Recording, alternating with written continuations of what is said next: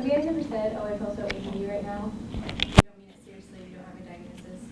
Yay. It's just me, okay. I don't have a diagnosis of ADD, but it is something that I think is relevant and we say it lightly. And with a little knowledge of occupational therapy and the techniques that we can use, it can become a comfort to us. Most developing children have the 5 basic senses: touch, taste, sight, sound, and smell.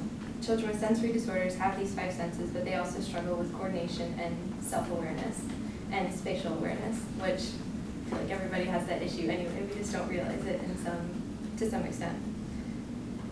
Do you ever catch yourself listening to specific types of music when you focus? Like, I listen to classical music because that's the only way I can do my homework. My little sister's bionic, so she can listen to music, watch TV, and do calculus. And so everybody's different. You can listen to white noise or hard rock. Everybody has their own, but that's occupational therapy, and that's you self-soothing yourself because you know what your learning environment is. And that's what makes occupational therapy very broad and relatively new, but really exciting.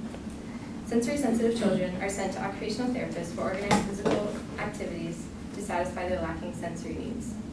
Barbara O'Neill is a participating occupational therapist that subscribed one of her tricks to Advanced Healthcare Network, which is an online webpage that publishes news magazines.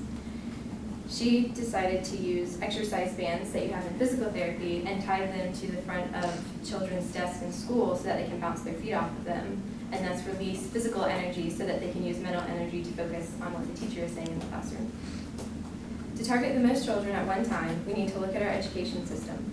Beginning with schools would create the largest wave of future generations learning how to self-soothe their sensory needs without realizing it. This could be taken a step further by training our future educators and adding sensory integration into our curriculum. I was introduced to occupational therapy several years ago when my younger brother was struggling in school.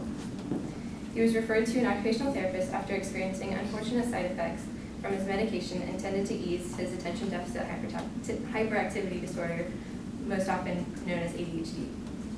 He was suffering from heart palpitations, severe weight loss, and insomnia. After 2 sessions with a new occupational therapist, he was a completely different kid and was taken off of his medication. His health improved, and school no longer seemed like a burden. It was because of my brother's new independence that led me in a career path to pursue sensory integration research and occupational therapy. Helping children may be my passion in life, but occupational therapy techniques can be utilized by anyone, so you should explore it. Thank you.